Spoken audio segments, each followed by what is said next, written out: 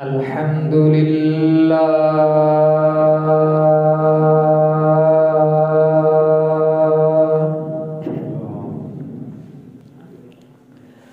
الحمد لله نحمده ونستعينه ونستغفره ونؤمن به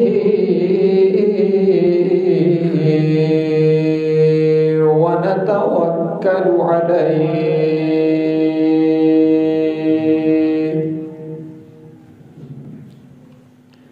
ونعوذ بالله من شرور أنفسنا ومن سيئات أعمالنا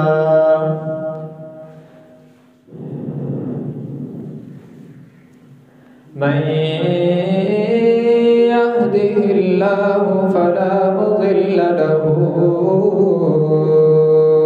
ومن يضلله فلا هادي له ونشهد أن لا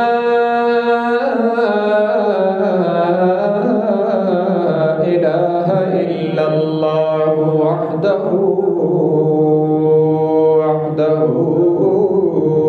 لا شريك له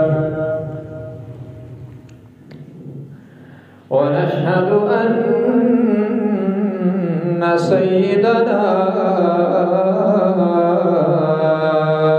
وسندنا وشفيعنا وقائدنا الأعظم وهادينا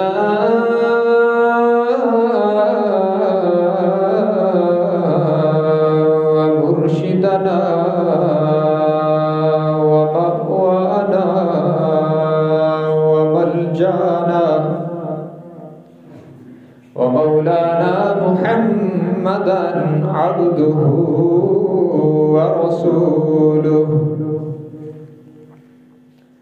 أرسله بالحق بشيرا ونذيرا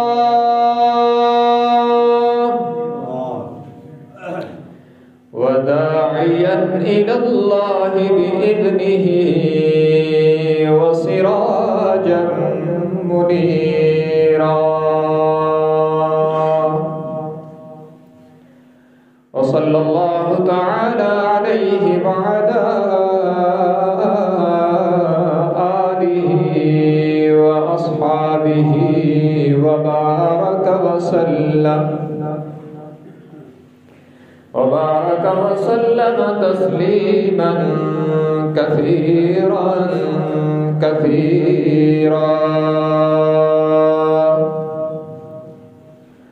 أما بعد فأعوذ بالله من الشيطان الرجيم بسم الله الرحمن الرحيم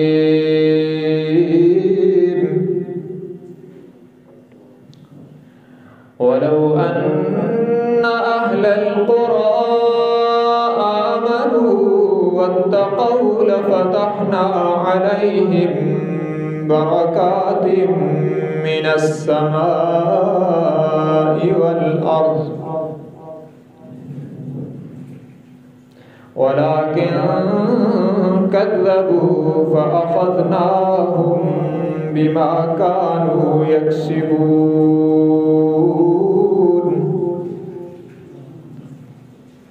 وقال الله تبارك وتعالى في كلام المقدس على مقام آخر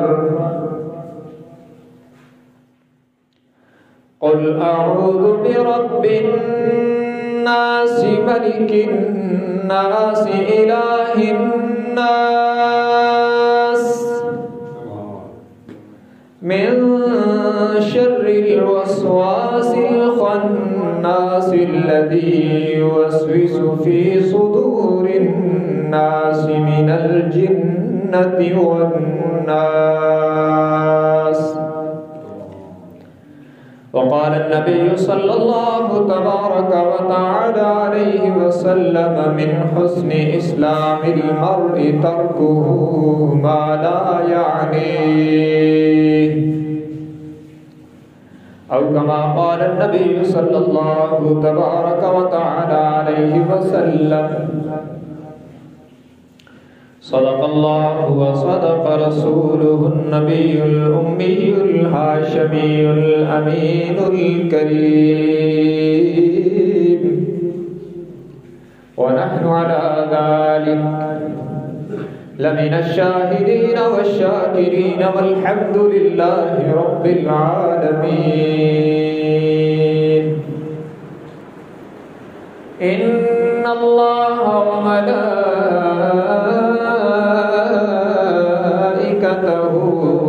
يصلون على النبي يا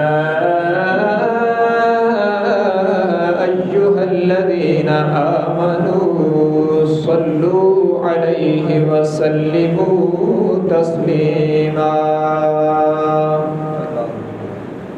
اللهم صل على محمد وعلى آل محمد كما صليت على إبراهيم وعلى آل إبراهيم إنك حميد مجيد اللهم بارك على محمد وعلى آل محمد كما باركت على إبراهيم وعلى آل إبراهيم إنك حميد مجيد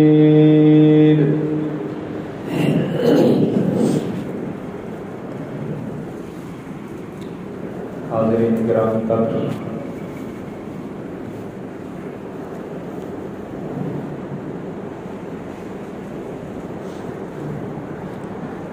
ہمارے ہاں بعض عظیم شخصیات کے تذکرے اب دنوں میں مقید ہو کے رہ گئے ہیں کہ وہ خاص ایام آئیں گے تو چند خاص شخصیات کا ذکر ہوگا اور وہ دن گزر جائیں گے تو ان کے ذکر کی کتاب کو بند کر دیا جائے گا، جبکہ جناب حسن بصری رحمہ اللہ فرماتے ہیں کہ صالحین کے تذکرے، نیک لوگوں کے تذکرے ہواؤں کی طرح ہونے چاہیے۔ جیسے ہوا کسی خاص موسم یا موقع کی پابند نہیں بلکہ ہر وقت ہماری ضرورت ہے، اسی طرح ہمارے اکابر، اسلاف، اصحاب، اہل بیت، انبیاء کرام، یہ ان لوگوں کے تذکرے ہر وقت ہماری ضرورت ہے، یہ ہر وقت ہمارے لیے مشعل راہ ہیں، ہمارے لیے جنت کا راستہ ہموار کرتے ہیں۔ تو ان مقدس شخصیات کا ذکر دوام کے ساتھ ہونا چاہیے، چند ایام کے ساتھ مقید نہیں ہو جانا چاہیے۔ یوں نہیں کہ صرف ذی الحج آئے تو حضرت ابراہیم علیہ السلام کا ذکر ہو اور بعد میں ان کی کتاب بند ہو جائے، یا محرم آئے تو حضرت عمر کا ذکر ہو اور 10 محرم تک جناب حضرت حسین رضی اللہ تعالیٰ عنہ کا ذکر ہو اور پھر ان کے ذکر کی کتاب پورا سال بند کر دی جائے۔ ربیع الاول کا مبارک مہینہ آئے تو حضور صلی اللہ علیہ وسلم کا روح پرور ذکر ہو، آپ کے ذکر مبارک تذکروں سے ایمان کو جلا ملے، اور ربیع الاول ختم ہو تو ذکر مبارک کی کتاب کو بند کر دیا جائے، یوں نہیں ہونا چاہیے۔ بلکہ ہمیں اپنی مذہبی تاریخی شخصیات کو، ان کے ذکر کو ایام کا محتاج اور کیلنڈر کا محتاج نہیں رکھنا چاہیے کہ فلاں تاریخ آئے گی تو فلاں کا ذکر ہوگا، بلکہ یہ عہدساز شخصیات ہیں جنہوں نے تاریخ کا رخ موڑا ہے، اور جن شخصیات نے جہنم میں گرتی ہوئی انسانیت کو جنت کے راستے پہ گامزن کیا، اور جو آج بھی ہمارے لیے مشعل راہ ہیں، آئیڈیل ہیں، معیار حق ہیں، ان کے تذکرے سدا بہار رہنے چاہیے۔ تو آج کی اس گفتگو میں 10 محرم کے بعد میں جناب حضرت حسین ابن علی رضی اللہ تعالیٰ عنہ کا ذکر کر رہا ہوں، صرف اس لیے کہ یہ تاثر نہ رہے کہ حضرت حسین رضی اللہ تعالیٰ عنہ کا ذکر صرف 10 محرم کے آگے پیچھے آنے والے جمعوں میں ہوتا ہے اور بعد میں ختم ہو جاتا ہے۔ ہمارے لیے زندگی، پوری زندگی ان کا ذکر مشعل راہ ہے، ان کا ذکر سعادت ہے، ذریعہ نجات ہے، حصول ثواب کا ذریعہ ہے، ایمان کی ترقی کا ذریعہ ہے۔ تو سب سے پہلے میں یہ عرض کروں کہ حضرت حسین رضی اللہ تعالیٰ عنہ عظیم کتنے ہیں، اور پھر دوسرے نمبر پہ یہ عرض کروں گا کہ ان کی تعلیمات سے امت کو کیا ملا ہے۔ عظمت حضرت حسین رضی اللہ تعالی عنہ کو سمجھنے کے لیے اتنا ہی کافی ہے کہ آپ یہ جانیں کہ حضرت حسین رضی اللہ تعالی عنہ کو کون کون سی نسبتیں حاصل ہیں، وہ کس گھر میں پیدا ہوئے، وہ کس کے رشتے میں ہیں، ان کی قرابتیں کہاں ہیں، ان کی تربیت کس نے کی ہے، ان کا رشتہ دار کون ہے، انہیں کس نے گود میں بٹھایا ہے، ان کے کندھوں پر کس نے ہاتھ رکھا ہے، وہ کس کی انگلی پکڑ کے چلے ہیں، انہیں کس نے دودھ پلایا ہے، اور کس ماحول میں ان کی تربیت ہوئی ہے، یہ ساری باتیں سمجھ آ جائیں تو جناب حسین ابن علی رضی اللہ تعالیٰ عنہ کی عظمت سمجھ میں آتی۔ ان کا بچپن تقریباً حضور صلی اللہ علیہ وسلم کی حیات طیبہ میں حضرت حسین رضی اللہ تعالیٰ عنہ کا جو بچپن گزرا ہے وہ 6.5 سال یا اسے تقریباً 7 سال کہہ لیجیے، یہ بچپن ان کا حضور صلی اللہ علیہ وسلم کی دنیاوی حیات طیبہ میں گزرا، قرآن کے سائے میں گزرا۔ سیدہ فاطمہ الزہرا رضی اللہ تعالی عنہا نے ان کی تربیت قرآن کی چھاؤں میں کی ہے، اور اس بچپن کے بہت سے واقعات ہیں، اور بہت سے واقعات منبر و محراب پر بیان ہوتے ہیں اور آپ نے سنے بھی ہوں گے۔ یہ ایسی شخصیت ہیں جن کو بچپن ہی سے اللہ نے علم کی دولت سے، فراست کی دولت سے، فہم کی دولت سے نوازا تھا۔ ظاہر ہے کہ جن کو تربیت کے لیے گود سیدہ فاطمہ کی ملی، جناب علی المرتضیٰ کی ملی، اور جناب محمد مصطفیٰ کی ملی صلی اللہ علیہ وسلم، ان پر اس چیز کا اثر تو ہونا ظاہر ہے۔ حضور صلی اللہ علیہ وسلم شہر علم ہے، اور جناب علی اس شہر کا دروازہ ہے، اور جناب فاطمہ حضور صلی اللہ علیہ وسلم نے فرمایا فاطمہ میرے جگر کا ٹکڑا ہے۔ تو ان 3 عظیم شخصیات کی تربیت جناب حسین کو ملی ہے، تو ان پر بھی اس کا اثر ہونا چاہیے، اور وہ دکھائی دیتا ہے ان کے اقوال میں۔ اور بچپن سے مسجد نبوی شریف میں حضور صلی اللہ علیہ وسلم صحابہ کرام کے ساتھ تشریف فرمائے، حضرت حسین رضی اللہ تعالیٰ عنہ بچے ہیں، 3-4 سال کی عمر ہے، اور مجلس میں تشریف لائے، حضور صلی اللہ علیہ وسلم کی محفل میں آئے، تو آپ صلی اللہ علیہ وسلم نے ان سے ایک سوال کیا، اور سوال بھی عجیب ہے، جواب اس سے بھی عجیب ہے، اور اس سے حضرت حسین کا علم ٹپکتا ہے۔ آپ صلی اللہ علیہ وسلم نے ان کی کم سنی دیکھتے ہوئے آپ نے فرمایا حسین میں بڑا ہوں یا تم بڑے ہو؟ جیسے آج بھی ہم بچوں سے یہ باتیں پوچھتے رہتے ہیں۔ صحابہ کرام دیکھ رہے ہیں اس منظر کو کہ حضور صلی اللہ علیہ وسلم نے اپنے نواسے سے پیار بھرا سوال کیا، حسین میں بڑا ہوں یا تم بڑے ہو؟ تو حضرت حسین تو ابھی بچے ہیں، معصوم ہیں، मासूमाना लहजे में फरमाया कि मैं बड़ा हूँ, तो सहाबा चुप गए कि ये क्या कह दिया। अगरचे वो बच्चे हैं, उस वक्त तो कलम उन पर नहीं चल रहा, कह दिया मैं बड़ा हूँ। आपने फरमाया अच्छा तुम बड़े हो, क्या दलील है? हज़रत हुसैन ने हुजूर अलैहिस्सलाम से अर्ज किया कि मैं बड़ा हूँ, दलील ये है कि मेरा नाना जैसा है ऐसा आपका नाना है।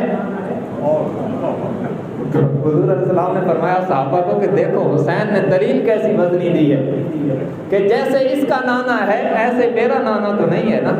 है हुसैन का नाना हुजूर सल्लल्लाहु अलैहि वसल्लम खुद हैं और वो नबियों के इमाम हैं, और वो बुलंद हस्ती है जिनके लिए रब्बुल आलमीन ने फरमाया वरफ़अना लका ज़िक्रक, हमने आपका जिक्र बुलंद कर दिया। और इसकी वज़ाहत हदीस कुदसी में है जिसमें अल्लाह फरमाते हैं मेरे महबूब हमने इतना जिक्र आपका बुलंद किया कि जहाँ जहाँ पे मेरी खुदाई का जिक्र होगा वहाँ पे आपकी मुस्तफ़ाई का जिक्र भी होगा। तो ये जनाब हुसैन रज़ी अल्लाह ताला अन्हु के नाना की शान है कि हमारे पास कोई तराजू नहीं है कि जो हुजूर की शान को नाप सके कि कितनी है कितनी है कितनी है, नहीं। बस इतना कह सकते हैं कि अल्लाह के बाद सबसे बुलंद शान और मर्तबा और फजीलत अगर किसी हस्ती को अल्लाह ने अता फरमाई है तो वो जनाब मोहम्मद रसूलुल्लाह है सल्लल्लाहु अलैहि वसल्लम। ये जनाब हुसैन के नाना है, तो जवाब तो बड़ा ज़बरदस्त अजीब है, इल्मी है। और हज़रत हुसैन की नानी कौन है, ज़रा उनको भी समझ लें। किसी की अज़मत को समझना और कहा जाता है यार इसके रिश्तेदार कौन है, किस ख़ानदान का फ़र्द है।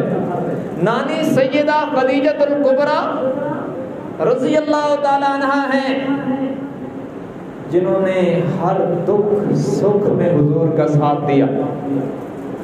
और एक बार ये हदीस में बुखारी तक हमारी मेन किताबों में सैयदा खदीजा रज़ी अल्लाह अन्हा हुजूर की खिदमत में खाना ला रही हैं, सालन दूध बर्तनों में डाल के ला रही हैं, और उधर से जिब्राइल पहले आ गए और आके अर्ज की या रसूलल्लाह आपकी ज़ौजा मोहतरमा खदीजा आपके लिए सालन और दूध ला रही हैं। वो जब आपके दरबार में आए तो उन्हें कहो कि अल्लाह आपको सलाम कहता है और मेरा सलाम भी उन्हें अर्ज करना है, और उन्हें बतलाओ कि रब्बुल आलमीन ने आपके लिए जन्नत में वो घर तैयार किया है जहाँ कोई शोर नहीं होगा, सुकून ही सुकून होगा। मुहद्दिसीन ने इस पर कहा कि ये क्या मतलब है कि वहाँ कोई शोर नहीं होगा। मुहद्दिसीन कहते हैं कि सैयदा खदीजतुल कुबरा रज़ी अल्लाह ताला अन्हा का जब हुजूर से निकाह हुआ उस वक्त से लेकर वफात तक कभी भी सैयदा की आवाज़ हुजूर की आवाज़ से ऊंची नहीं हुई। उन्होंने ये तहैया किया था कि कभी मेरी आवाज़ भी इस तरह ऊंची ना हो कि जिससे मोहम्मद सल्लल्लाहु अलैहि वसल्लम को तकलीफ हो जाए। इस कुर्बानी पर अल्लाह ने उन्हें दुनिया में ये खुशखबरी सुनाई कि तुम्हें ऐसा घर मिलेगा जिसमें कोई शोर नहीं होगा। तूने मेरे नबी से कभी आवाज़ बुलंद नहीं की तो तुझे सारी जन्नत की ज़िंदगी में सुकून की ज़िंदगी मुहैया होगी, तुझे पुरसुकून घर की खुशखबरी है। ये जनाब हुसैन रज़ी अल्लाह ताला अन्हु की नानी है। और वालिदा कौन है? खातून जन्नत सैयदा फातिमा तो ज़हरा रज़ी अल्लाह ताला अन्हा। कौन? जिनके इस्तिकबाल के लिए नबियों के इमाम खड़े हो जाते थे। फातिमा आती है, हुजूर सल्लल्लाहु अलैहि वसल्लम इस्तिकबाल के लिए खड़े हो जाते हैं कि मेरी बेटी आ गई, और उनके हाथों के बोसे अल्लाह के नबी ने लिए। और इन्हीं के मुतालिक फरमाया फातिमा मेरे जिगर का टुकड़ा है, जिसने इसको तकलीफ दी उसने मुझे तकलीफ दी।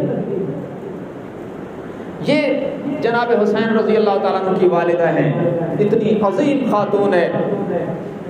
और वालिद जनाब अली उल मुर्तज़ा कौन है? एक जंग में तशरीफ ले गए हुजूर सल्लल्लाहु अलैहि वसल्लम की तशकील पर, काफ़ी दिन गुजर गए तो आपने दुआ की अल्लाहुम्मा ला तमुतनी हत्ता तुरियनी अलिया, ऐ अल्लाह मुझे उस वक्त तक मौत न देना जब तक मैं अली को न देख लूं।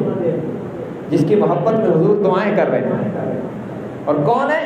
आपने खैबर में फरमाया कल मैं झंडा उसको दूंगा जो अल्लाह और उसके रसूल से प्यार करता है और अल्लाह और उसका रसूल भी उससे मोहब्बत करते हैं। ये जनाब हुसैन के वालिद, जिनके मुतालिक मुस्लिम शरीफ की रिवायत है, आपने फरमाया अली से मोहब्बत मोमिन करेगा اور علی سے بغض منافق رکھے۔ علی سے محبت ایمان کی علامت ہے اور جناب علی سے بغض منافقت کی علامت ہے۔ اور یہ چوتھے خلیفہ راشد ہیں، ان سے پہلے ابو بکر، عمر، عثمان، علی، ان سے افضل عثمان ہیں، ان سے افضل عمر ہیں، اور ان سے افضل ابو بکر ہیں۔ چوتھے خلیفہ راشد کا بغض رکھنے والا منافق ہے، اور ان سے پہلے 3 خلفائے راشدین کا بغض رکھنے والا اس سے بھی بڑا منافق ہے۔ تو جن کی محبت کو حضور علیہ السلام نے ایمان کا ٹیسٹ قرار دے دیا کہ اپنے اندر چیک کرنا ایمان ہے کہ نہیں ہے، تو دیکھو کہ محبت علی ہے کہ نہیں ہے۔ حضرت علی کا ذکر ہو اور اس کے چہرے پہ ناگواری ہو اور پیشانی پہ بل پڑ جائیں تو پھر یہ خطرہ ہے کہ اس کے دل میں تو ایمان نہیں ہے، نفاق ہے۔ اور اگر حضرت علی کا ذکر ہو اور یہ خوش ہو جائے تو پھر خوش ہو جائے کہ اس کے دل میں ایمان زندہ ہے۔ تو یہ جناب حسین رضی اللہ تعالیٰ عنہ کے والد ہیں۔ اتنی عظیم نسبتوں کرامتوں کے ساتھ جو شخصیت پروان چڑھی ہے اسے یقیناً عظیم ہونا چاہیے۔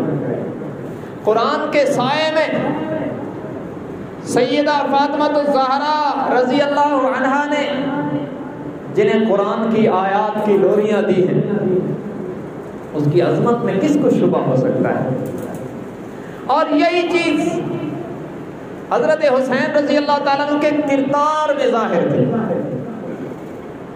آج تو فضیلتوں کی بات ہوتی ہے، جب کردار کی بات آتی ہے تو پھر ہم ڈنڈی مار جاتے ہیں۔ حضرت حسین کا کردار کیا ہے؟ حضرت معاویہ رضی اللہ تعالیٰ عنہ نے ایک شخص کو بھیجا اپنے دور خلافت میں حضرت حسین کو ملنے کے لیے، کوئی کام تھا، تو اس سے فرمایا کہ تم جا کر مسجد نبوی میں دیکھنا کہ جو ایسی محفل ہو کہ بڑی سکون والی محفل ہو اور لوگ اس میں یوں بیٹھے ہوں جیسا کہ ان کے سروں پر پرندے بیٹھے ہیں، تو یقین کر لینا کہ وہ حسین ابن علی کی محفل ہے، اتنے سکون والی محفل ہے۔ اور فرمایا کہ ان کی شلواریں ٹخنوں سے اوپر ہوں گی، ان کی یہ نشانیاں بتلائیں۔ اس سے یہ بھی ثبوت ملتا ہے کہ ٹخنوں سے اوپر شلوار رکھنا سادات کی سنت ہے۔ انہوں نے اپنے نانے سے یہی سنت لی تھی جو اپنے مریدوں کو سکھائی تھی، اور ان کی نظریں قرآن پر جمی رہتی تھی، تلاوت کا اعلیٰ ذوق۔ اور عجیب بات ہے، حضرت حسین کا کردار دیکھیں، سیرت دیکھیں، اپنی حیات طیبہ میں پیدل چل کر 25 بار حج کیا ہے، پیدل چل کے۔ آج کا دور سہولیات کا دور، جہازوں کا دور ہے، اور ایک حج ہم کریں تو کتنا مشکل ہے، اور اس وقت کا پیدل چلنا اور سنگلاخ سفر، پہاڑوں کا، صحراؤں کا سفر، کبھی کوفہ سے اور کبھی مدینہ منورہ سے، پیدل چل کر 1-2 بار نہیں 25 بار بیت اللہ کا حج کیا۔ اور روایات میں ہے کہ یوں نہیں کہ سواری تھی کوئی نہیں، آپ کے ساتھ سواریاں چلائی جا رہی ہوتی تھی، لیکن فرماتے تھے جس اللہ نے پاؤں عطا کیے ہیں میں چاہتا ہوں کہ اس کے دیے ہوئے پاؤں سے چل کر اس کے گھر کی زیارت۔ یہ کردار حسین ہے، اسی لیے تو ہم کہتے ہیں حسین زندہ باد ہے۔ اس کردار والی شخصیت کو ہائے کون کہتا ہے؟ ہم تو انہیں واہ کہتے ہیں، اتنی اعلیٰ سیرت کے حامل تھے۔ حضرت حسین رضی اللہ تعالیٰ عنہ نے امت کو بہت کچھ دیا اپنے کردار سے، اپنی سیرت سے، اپنے اخلاق سے، اپنے اعمال سے اور اپنے فرامین سے۔ اور اس کے باوجود کہ ابھی مکمل 7 سال کے نہیں ہوئے کہ حضور صلی اللہ علیہ وسلم کی وفات ہو گئی، اس کے باوجود آپ سے بہت ساری روایات ہیں، حضور صلی اللہ علیہ وسلم کے فرامین آپ نے امت کو بتلائے ہیں، بہت سے فقہی مسائل امت کو بتلائے ہیں۔ ایک مشہور فرمان رسول ہے، آپ صلی اللہ علیہ وسلم نے فرمایا من حسن اسلام المرء ترکہ ما لا یعنیہ، کہ آدمی کی اسلام کی خوبیوں میں سے یہ ہے کہ وہ فضول باتیں چھوڑ دے۔ یہ فرمان رسول حضرت حسین نے امت تک پہنچایا ہے۔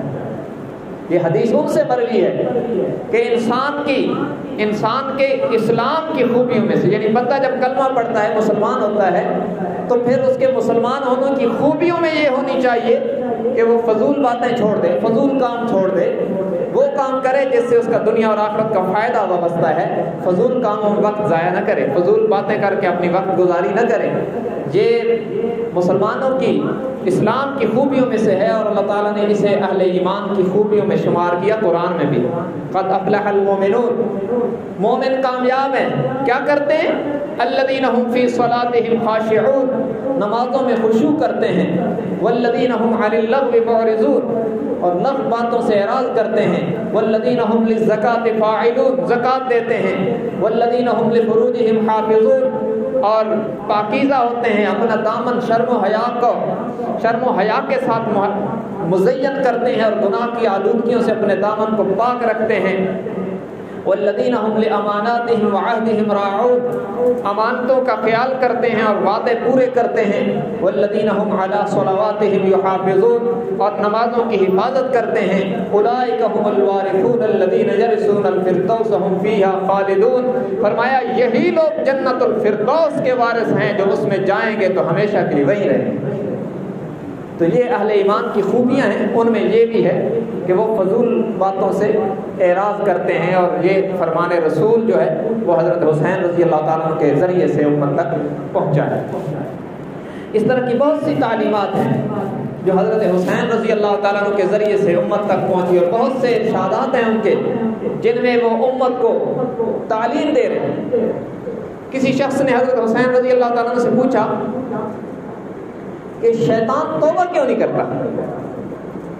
تو بظاہر تو بڑا عجیب سوال ہے کہ شیطان توبہ کیوں نہیں کرتا. تو حضرت حسین رضی اللہ تعالیٰ نے فرمایا کہ توبہ وہ کرتا ہے جو غلطی مانتا ہے, جو گناہ پر شرمندہ ہوتا ہے, اپنا گناہ مانتا ہے پھر توبہ کرتا ہے. وہ تو اپنی غلطی مانتا ہی نہیں, وہ تو کہتا ہے فبما اغویتنی, کہ تو نے مجھے گمراہ کیا. وہ اللہ کی طرف گناہ کی نسبت کر رہا ہے کہ یا اللہ مجھے تو نے گمراہ کیا. اپنی غلطی مانتا ہی نہیں ہے. اپنی غلطی مانے تو توبہ کرے. اور آج ہم میں سے بھی بعض لوگ ایسے ہیں جو گناہ کرتے ہیں پھر اس پر دلیل دیتے ہیں, اپنی غلطی نہیں مانتے, اس پر دلیلیں دیتے ہیں اور ہیلے بہانے تراشتے ہیں. تو یاد رکھنا ایسے گناہگار کو پھر توبہ کی توفیق نہیں ہوتی. جب تک گناہ کو گناہ سمجھے نہیں تو توبہ کیسے کرے گا؟ تو لوگ گناہ کرتے ہیں, اس کی تعویلیں کرتے ہیں, اور یہ بہت خطرناک ہے. خالص حرام کھا لیتے ہیں, پھر اس کی تعویلیں کرتے ہیں کہ جناب یہ بینکوں کا سود اور ہوتا ہے, اور جس سود کی اسلام بات کرتا ہے وہ اور ہوتا ہے, اور یہ باطل تعویل ہے. سود جیسا بھی ہو سب حرام, اور خدا رسول سے جنگ کے مترادف. تو اس طرح کے بہت سے گناہ ہیں جن کی آج ہم تعویل کر رہے ہیں, اور جن کے نام بدل کے ہم دل کو تسلی دیتے ہیں. ہم نے بے حیائی کا نام بدل کے رکھ دیا روشن خیالی, اور دل کو تسلی دیتے ہیں بادشاہ یہ روشن خیالی کا دور ہے, اور اس کے نام پر بے حیائی ہو جاتی ہے, اور اس کو گناہ نہیں سمجھ رہے, اس کی تعویل کر رہے ہیں.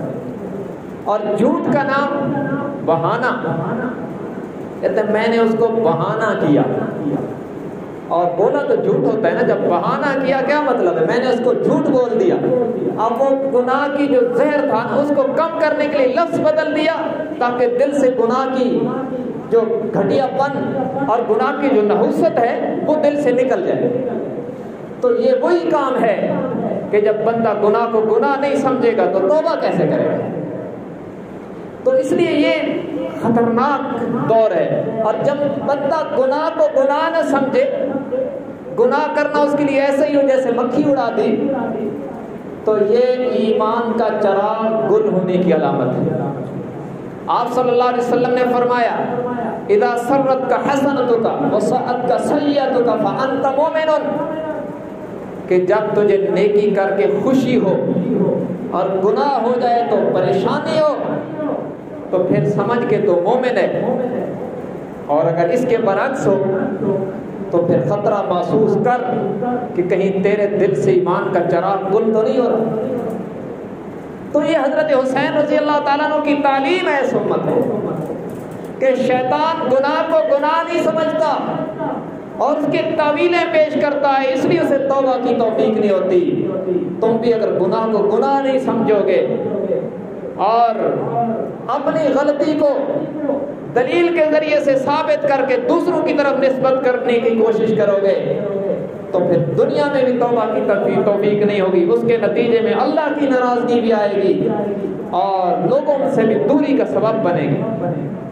جب آدمی اپنی غلطیوں کا خود وکیل اور دوسروں کی غلطیوں کا جج بن جاتا ہے تو پھر فیصلے فاصلوں کو جنم دیتے ہیں۔ تو اس لیے ہمیں بھی حضرت حسین رضی اللہ تعالیٰ عنہ کی اس فرمان کی روشنی میں اپنے گریبانوں میں جھانکنا چاہیے کہ ہم بھی کسی گناہ کی تعویل کر کے مطمئن تو نہیں ہو کے بیٹھے کہ میرے لیے یہ گنجائش ہے، میں یہ کرنے میں یہ اس لیے کر رہا ہوں کہ فلاں مجھے مجبور کر رہا ہے۔ یہ ساری شیطانی تعویلیں ہیں جو آج شیطان ہمارے ذہنوں میں ڈالتا ہے تاکہ گناہوں کی جو نحوست ہے اور گناہ کی جو نفرت اور کراہت ہے وہ اس کے دل سے کم ہو جائے اور اس کے نتیجے میں اس کے توبہ کی توفیق نہ ہو سکے۔ تو یہ خطرناک مسئلہ ہے۔ اسی طرح حضرت حسین رضی اللہ تعالیٰ عنہ سے سوال ہوا کہ جناب شیطان نظر تو آتا نہیں ہے اور اسے قیامت تک زندہ رہنے کی گارنٹی بھی ملی ہوئی ہے اور وہ انسان کے اندر خون کی طرح دوڑتا ہے، ظاہر ہے حدیث میں آتا ہے، تو پھر اس سے بچنا کیسے ممکن ہے؟ اس سے کیسے بچا جائے؟ تو حضرت حسین رضی اللہ تعالیٰ نے بڑا علمی جواب دیا، فرمایا شیطان جب حملہ کرتا ہے تو اس کے حملے کے 4 درجے ہیں۔ پہلے درجے میں آ کر وسوسہ ڈالتا ہے، دوسرے درجے میں آ کر ارادہ کرواتا ہے، تیسرے درجے میں آ کر ارادے کو عزم مصمم پختہ ارادے میں بدلتا ہے اور چوتھے درجے میں آ کر گناہ کرواتا ہے۔ دیکھیں نا قرآن میں ہے فوسوس لہم الشیطان، آدم علیہ السلام اور حوا کو وسوسہ ڈالا پہلے درجے میں، دوسرے درجے میں آ کر ترغیب دی لن تکونا ملکین او تکونا من الخالدین، اگر یہ کھا لو تو ہمیشہ جنت میں رہو گے اور فرشتے بن جاؤ گے، اور یہ تو ارادہ کروایا۔ اور تیسرے درجے میں وقاسمہما انی لکما لمن الناصحین، قسم اٹھا کے کہا میں تمہارا بڑا خیر خواہ ہوں۔ تو اس پر حضرت آدم علیہ السلام وہ بات بھول گئے کہ اللہ نے منع کیا تھا فنسی ولم نجد له عزما، وہ بات بھول گئے اور چوتھا سٹیپ اس نے کیا فلما ذاق الشجرہ، وہ اس درخت کو منہ سے لگا لیا۔ تو یہ چوتھے سٹیپ پہ آ کر یہ کام کرتا ہے۔ تو حضرت حسین رضی اللہ تعالیٰ نے فرمایا کہ پہلے درجے میں جب وسوسہ ڈالتا ہے نا تو اس وقت تم کہو اعوذ باللہ من الشیطان الرجیم کہ یا اللہ میں شیطان کے شر سے تیری پناہ میں آتا ہوں، تو اس کا وسوسہ یوں اڑ جائے گا جیسے پھونک مارنے سے سوکھا پتا اڑ جاتا ہے۔ تو پہلے درجے میں اس کا علاج کرو، آگے جانے ہی نہ دو۔ یہ تعلیم دی، یہ حسینی تعلیم ہے امت کو۔ ہم اپنا بھی جائزہ لیں کہ ہم سے جو فلاں غلطی ہوئی وہ شیطان نے کس طرح کروائی ہے۔ یہی حضرت حسین رضی اللہ تعالیٰ عنہ کا ارشاد پوری طرح اس پر صادر آتا ہے، صادق ہوتا ہے۔ اچھا، اس طرح حضرت حسین رضی اللہ تعالیٰ عنہ سے ایک اور سوال ہوا۔ ایک شخص نے سوال کیا کہ حضرت مجھے کوئی نسخہ بتاؤ، جو بھی کاروبار کرتا ہوں نقصان ہوتا ہے، تو اس کا حل کیا ہے؟ اب یہ تو اکثر لوگ بڑے غور سے سنیں گے کہ بہت سارے لوگوں نے نقصان اٹھائے ہوئے، یہ بڑا قیمتی نسخہ فارمولہ ہے اور نقصان سے بچنے کا حسینی فارمولہ ہے۔ لوگ اپنی انگلیوں میں وہ پتھر پہنتے ہیں، کہتے ہیں حسینی فیروزہ ہے، اور یاد رکھنا میں پہلے بتا چکا ہوں فیروزہ حضرت عمر کی دشمنی کا فعال ہے، سنی کم از کم عمر کا نام لینے والا ایسے مت پہنے، یہ اس فیروز کے نام پر ہے جو حضرت عمر کا قاتل تھا۔ اس کو نفرت کی نگاہ سے دیکھنا چاہیے کہ خلیفہ راشد کے قاتل کے نام پر ایک پتھر تراش کے ہماری انگلیوں میں ڈلواتا ہے۔ دشمن ہمیں طرح طرح کے جھانسے دے کر بغض صحابہ کا اظہار کرتے ہیں۔ تو یہ جو کاروبار میں نقصان ہے اس کا ہو رہا ہے، اس سے بچنے کا حسینی فارمولہ، اور حضرت حسین نے اپنی طرف سے نہیں دیا، حضرت حسین نے بتایا قرآنی فارمولہ۔ ظاہر ہے جن کی تربیت قرآن کے سائے میں ہوئی ہے اور جن کی تربیت کبھی سیدہ فاطمہ الزہرا کی گود میں، کبھی علی المرتضیٰ کی گود میں اور کبھی صاحب قرآن محمد رسول اللہ کی گود میں ہوئی صلی اللہ علیہ وسلم، قرآنی فارمولے ان سے نہ ملے تو اور کیا ملے گا؟ تو اس نے کہا جو کام کرتا ہوں نقصان ہوتا ہے، آج کل لاس میں جا رہا ہوں، بڑے خسارے میں جا رہا ہوں، کوئی فارمولہ؟ تو قرآنی فارمولہ بتایا، فرمایا وَلَوْ أَنَّ أَهْلَ الْقُرَىٰ آمَنُوا وَاتَّقَوْا لَفَتَحْنَا عَلَيْهِمْ بَرَكَاتٍ مِّنَ السَّمَاءِ وَالْأَرْضِ۔ فرمایا نقصان سے بچنے کا فارمولہ، نسخہ یہ ہے کہ تم تقوی اختیار کر لو۔ اللہ کا قرآن کہتا ہے، رب العالمین کا فرمان ہے، جب یہ بستی دیسوں والے تقوی اختیار کریں گے، ایمان کے ساتھ ساتھ تقوی اختیار کریں گے، تو اللہ زمین و آسمان سے ان کے لیے برکتوں کے دروازے کھول دے گا۔ تقوی اختیار کر لے۔ اچھا، اس شخص نے پوچھا کہ حضرت تقوی کیا ہے؟ اب اس جگہ لوگ سمجھتے ہیں کہ جناب متقی ہونا تو بڑے ولیوں کا کام ہے اور بڑے بزرگوں کا کام ہے، ہم اور تقوی یہ تو بڑی دوری کی بات ہے، ہم کہاں متقی بن سکتے ہیں؟ تو حضرت حسین رضی اللہ تعالیٰ نے جو تقوی کی تعریف کی ہے نا، باکمال ہے اور ہر بندہ اس کو اختیار کر سکتا ہے۔ سوالی نے کہا حضرت تقوی اختیار کرنے کا حکم دیا آپ نے قرآن پڑھ کے، تو تقوی کیا ہے؟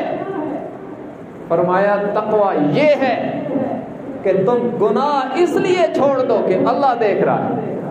یہ تقوی ہے کہ ہر وقت اللہ کا استحضار رہنا چاہیے کہ یہ کام میں اس لیے نہیں کر رہا کہ میرا اللہ دیکھ رہا ہے، اللہ کو کیا جواب دوں گا، میرا رب مجھے دیکھ رہا ہے۔ اور یہ کیفیت جب ذہن میں مستحضر ہو جاتی ہے اور عمل میں آ جاتی ہے تو انسان کی زندگی میں انقلاب آتا ہے اور اس کے لیے زمین و آسمان سے برکتوں اور رحمتوں کے سارے دروازے کھل جاتے ہیں۔ حضرات صحابہ کرام کے پاس یہی دولت تو تھی کہ ان کے لیے برکتوں کے سارے دروازے کھلے۔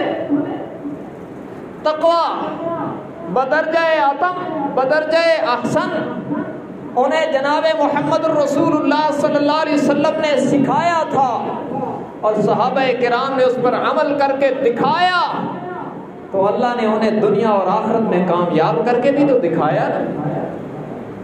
یہی تقوی تھا کہ حضرت عمر مدینہ منورہ کی گلیوں میں گشت کر رہے ہیں، رات کا آخری پہر ہے، ماں نے بیٹی سے کہا دودھ نکال لیا؟ جی امی دودھ نکال لیا پر آج دودھ تھوڑا ہے۔ اس نے کہہ دیا کہ پانی ملا دو۔ بیٹی نے کہا امی پانی نہیں ملاتی، امیر المومنین عمر نے پابندی لگائی ہوئے کوئی دودھ میں پانی نہ ملائے۔ ماں نے کہا عمر کون سا دیکھ رہا ہے؟ بیٹی نے کہا عمر تو نہیں دیکھ رہا، عمر کا اللہ تو دیکھ رہا ہے، اس کو کیا جواب دوں؟ اور یہ تو شاید آپ کہیں کہ کوئی پڑھی لکھی ہوگی، دین سمجھنے والی یقیناً ہوگی۔ ایک اور حضرت عبداللہ ابن عمر نے ایک چرواہے کا امتحان لیا، بکریاں چرانے والا غلام نوکر۔ اب چرواہے کوئی ایجوکیٹڈ تو نہیں ہوتے، پڑھے لکھے تو نہیں ہوتے، لیکن اس دور کے چرواہے جن کی تربیت آمنہ کے لال نے کی یا آمنہ کے لال کے تربیت یافتہ لوگوں حضرات صحابہ کرام نے کی، ان کے جسم کے روئے سے تقوی پھوٹتا تھا۔ عبداللہ ابن عمر نے بکریاں چرانے والے ایک شخص کو دیکھا بکریاں چرا رہا ہے، تو اس سے کہا امتحاناً کہ ایک بکری ہمیں دے دو، ہم اسے ذبح کریں گے، بھونیں گے، خود بھی کھائیں گے، تمہیں بھی کھلائیں گے، تمہیں پیسے بھی دیں گے۔ اس نے کہا حضرت بات تو ٹھیک ہے لیکن یہ بکریاں میری نہیں ہیں، میں تو نوکر ہوں، چرواہا ہوں، بکریاں چرانے کی اجرت اور مزدوری لیتا ہوں، ان کا مالک کوئی اور ہے۔ تو انہوں نے امتحاناً فرمایا کہ تیرا مالک کون سا دیکھ رہا ہے؟ اسے کہہ دینا کہ بھیڑیا کھا گیا، اس کو کیا پتا وہ کون سا دیکھ رہا ہے، ادھر ہم کھائیں گے، تجھے بھی کھلائیں گے، پیسے بھی دیں گے، اور جا کے اس کو شام کو کہنا بھیڑیا کھا گیا۔ تو بکریاں چرانے والے نے، اس دور کے خیر القرون کے بکریاں چرانے والے نے فوراً کہا فَأَيْنَ اللَّهُ، ارے مالک کو تو کہہ دوں گا کہ بکریاں چرانے والا، مالک کو تو کہہ دوں گا کہ بھیڑیا کھا گیا ہے، لیکن مجھے بتاؤ نا اللہ کہاں جائے گا؟ میں رب کو کیا جواب دوں گا؟ میرا اللہ تو دیکھ رہا ہے نا۔ یہ اس دور کے چرواہوں کا حال تھا، اور جناب حسین رضی اللہ تعالیٰ نے یہی فارمولہ بتلایا کہ گناہ اس لیے چھوڑ دو کہ میرا اللہ دیکھ رہا ہے، یہی تقویٰ ہے۔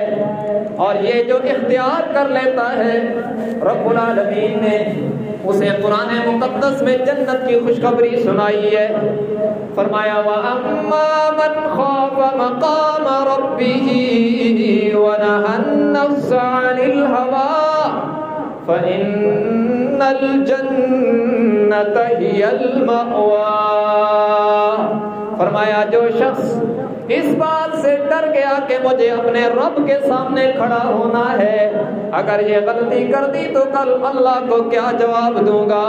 اللہ کی عدالت میں جب میرا اللہ کے ساتھ آمنا سامنا ہوگا، اللہ کی عدالت میں جب میری پیشی ہوگی تو اس غلطی کی کوئی تعمیل نہیں کر سکوں گا، اللہ کو کیا جواب دوں گا؟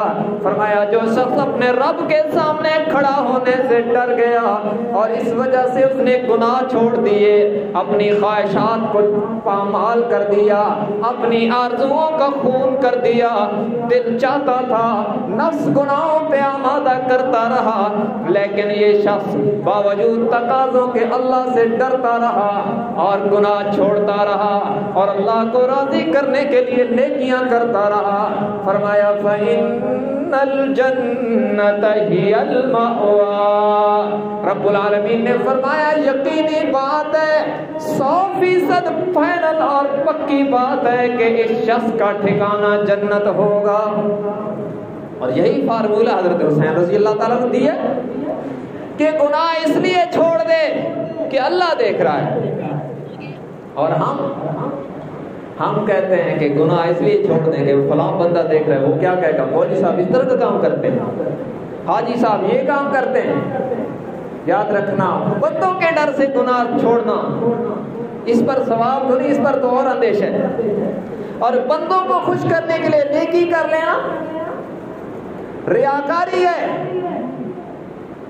اور جنت کا افتتاح کن سے ہوگا اور جہنم کا افتتاح کن سے ہوگا؟ یہ بھی سن لو، فرمان رسول ہے اول من يدعى الى الجنة يوم القيامة الذين يحمدون الله في السراء والضراء۔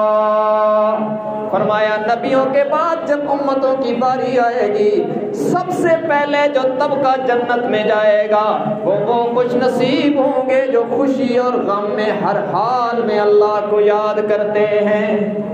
ماحول جیسا کیسا بھی ہو، ان کی نظر میں اللہ رہتا ہے کہ رب راضی ہونا چاہیے۔ یہ سب سے پہلے جنت میں جائیں گے، اور سب سے پہلے جہنم میں کون جائے گا؟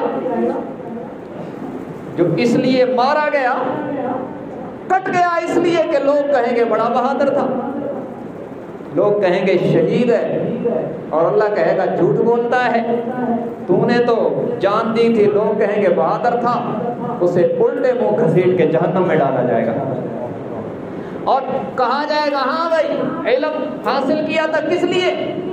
وہ کہے گا یا اللہ آپ کا دین پھیلایا، دین کی خدمت کی۔ کہا جائے گا نہیں، تو نے تو علم پڑھا تھا کہ لوگ کہیں گے قاری ہے، بڑا مولوی ہے، بڑا زبردست خطاب کرتا ہے وغیرہ، مفہوم ہے، تو جھوٹ بولتا ہے، تو اسے بھی گھسیٹ کر الٹے منہ گھسیٹ کے جہنم میں ڈال دیا جائے گا۔ اور تو نے مال تجھے دیا تھا کہاں کیا؟ وہ کہے گا یا اللہ تیری راہ میں لگایا اور بڑے صدقے کیے اور مسجدیں بنائی وغیرہ۔ کہا جائے گا جھوٹ بولتا ہے، تو کرتا تھا اس لیے کہ لوگ کہیں گے بڑا سخی ہے، تو اسے بھی الٹے منہ گھسیٹ کر جہنم میں ڈال دیا جائے گا۔ جہنم کا افتتاح ہوگا ریاکاروں سے۔ تو گناہ اس لیے چھوڑ دے کہ اللہ دیکھ رہا ہے، اور نیکی اس لیے کرے کہ اللہ راضی ہو جائے۔ اچھا، ہمارے اکابر نے ایک عجیب بات لکھی، کہ مجھے کیسے پتہ چلے گا کہ میں نیکی اللہ کی رضا کے لیے کر رہا ہوں یا لوگوں کو دکھانے کے لیے کر رہا ہوں؟ تو اپنی تنہائی کی اور مجلس کی عبادت کو چیک کر لے. اگر تو مدنی مسجد میں جمعہ پڑھانے کے لیے آئے تو جمعے سے پہلے کی سنتے بھی پڑھے اور بعد کی سنتے بھی پڑھے اور نفل بھی پڑھے اور بڑی عاجزی سے پڑھے, اور کبھی گھر میں پڑھنی پڑ جائے تو 4 فرض پڑھے اور اتنی رفتار سے پڑھے کہ 120 کی سپیڈ سے پڑھے, تو یہ سمجھے کہ یہ اللہ کی رضا کے لیے نہیں کر رہا. کہ خلوت کی عبادت کم تر اور جلوت کی عبادت اعلیٰ بنا کے کرتا ہے تو لوگوں کو دکھا رہا ہے, اور اگر خلوت کی عبادت مجلس والی عبادت کے برابر یا اس سے اعلیٰ ہو تو پھر سمجھے کہ یہ اللہ کی رضا کے لیے کر رہا ہے. تو ہماری عبادتیں کیسی ہیں, ہمیں خود اپنے آپ کا جائزہ لینا چاہیے کہ ہم نیکی بھی اللہ کی رضا کے لیے کرتے ہیں یا لوگوں کو دکھانے کے لیے کرتے ہیں کہ لوگ کیا کہیں گے جناب ہمارا خطیب صاحب اتنی تیز نماز پڑھتا ہے, تو پھر تو میری نماز کا کوئی فائدہ نہ ہوا نا. اور کبھی گھر میں پڑھنی پڑ جائے علیحدہ جہاں کوئی نہ دیکھ رہا اللہ کے علاوہ, تو نہ رکوع سیدھا نہ سجدہ سیدھا نہ کچھ, تو پھر تو وہ فارمیلٹی والی نماز ہے, اللہ کی رضا والی تو ہے ہی نہیں. اور اگر خلوت میں بھی آداب کا, جلوت میں مجلس میں بھی آداب کا خیال کرتا ہے اور تنہائیوں میں بیٹھ کر رب کے سامنے روتا ہے, عاجزی کرتا ہے, اور اس کی خلوت کی نماز جلوت سے بھی اعلیٰ ہے, خلوت کی عبادت جلوت سے بھی اعلیٰ ہے, تو پھر اس پر اللہ کا شکر کرے کہ اسے اللہ کی رضا کا گوہر نایاب نصیب ہے. تو ہمیں اپنے آپ کا جائزہ لینا چاہیے. یہ تعلیمات حسینی ہیں, حضرت حسین سے ہمیں یہ تعلیمات لینی ہیں, تب ان کا کردار ہمارے کرداروں میں آئے گا. صرف واہ واہ کرنے سے اور مرثیے پڑھنے سے تو بات نہیں بنتی. کردار حسین زندہ باد ہے, اور یہ جب زندگی میں آتا ہے تو پھر ساری مشکلات کا حل ہوتا ہے. دیکھیں نا, حضرت حسین نے فرمایا نقصان سے بچنے کا ایک ہی فارمولہ ہے, تقوی اختیار کیا جائے تو زمین و آسمان سے برکتوں کے دروازے کھلیں گے. آج جس مصیبت میں ہم اجتماعی طور پر گھرے ہوئے کہ بہت سی ہماری آبادی کا بہت سا حصہ وہ ہے جو گھر سے بے گھر ہے, پانی میں بہ رہے ہیں, اور بہت سا حصہ وہ ہے جن کی آنکھوں کے سامنے ان کے جانور تڑپ تڑپ کے مر رہے ہیں. کیا ان آفتوں کے آنے کے بعد ہماری مسجدیں بھر گئی ہیں؟ کیا ہمارے کردار میں کوئی تبدیلی آئی ہے؟ کیا ہم نے جھوٹ بولنا چھوڑا ہے؟ کیا ہم نے غلط تولنا چھوڑا ہے؟ کیا ہم نے دھوکہ دینا چھوڑ دیا ہے؟ ظہر الفساد فی البر والبحر بما کسبت ایدی الناس لیذیقہم بعض الذی عملوا لعلہم یرجعون. یہ قرآن پڑھ رہا ہوں. اللہ فرماتے ہیں زمین میں یہ جو فساد ہوتے ہیں نا, یہ انسان کے اپنے ہاتھوں کا کیا دھرا ہوتا ہے.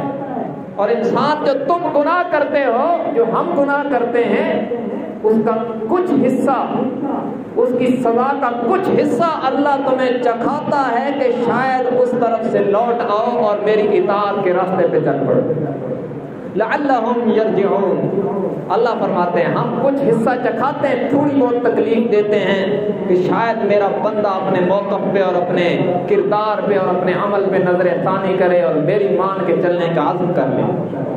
تو اس لیے ان آفات اور مصیبتوں کے دور میں ہمیں تقوی اختیار کرنے کی ضرورت, گناہ چھوڑنے کی ضرورت ہے, اللہ سے ڈرنے کی ضرورت ہے, اطاعت اور فرما برداری والی زندگی گزارنے کی ضرورت ہے. یہی اسوہ حسین ہے, یہی کردار حسین ہے, یہی پیغام حسین ہے.